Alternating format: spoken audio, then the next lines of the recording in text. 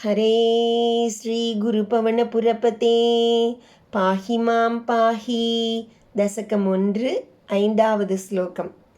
निर्व्यापारोऽपि निष्कारणमजभजसे यत्क्रियामीक्षणाख्यां तेनैवोदेति लीना प्रकृतिरसति कल्पापि कल्पादिकाले तस्याः संशुद्धमंसं कमपि तमतिरोधायकं सत्वरूपं सत्वं धृत्वा दधासि स्वमहिमविभवाकुण्ठ वैकुण्ठरूपम्.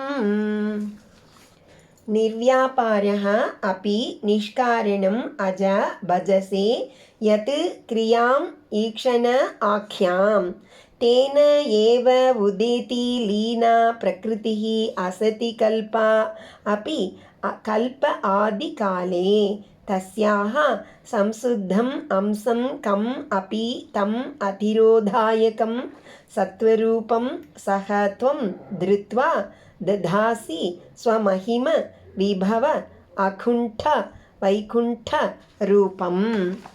அஜா பிறப்பற்றவனே, நிர்வியாபாரக அப்பி நீ செயல்களே அற்றவனாயினும், நிஷ்காரணம் எக்காரணமுமின்றியே, ஈக்ஷண ஆக்கியாம் நோக்குதல் எனப்படும், யத் கிரியாம் எந்த ஒரு செயலை, பஜசே செய்கிறாயோ, தேனையேவ அதொன்றினாலேயே, அசதி கல்பா அப்பி இல்லாதது போல் தோன்றினாலும், லீனா உன்னுள் ஒடுங்கி கிடந்த, பிரகிருதிகி மாயையானது, கல்ப ஆதி காலே பிரம்ம கல்பத்தின் தொடக்கத்தில், உதேதி உதித்தெழுகிறது, ஸ்வமஹிம விபவ அகுண்டா மகிமையும் வைபவமும் குறைவுபடாதவனே, வைகுண்டா வைகுண்டத்தில் இருப்பவனே, சகத்வம் அத்தகையவனான நீ, தஸ்யாக அந்த மாயையின், அதிரோதாயகம் உனது சிறப்புகள் எதையும் மறைக்காததும், சம்சுத்தம் மிக தூய கலப்பற்ற,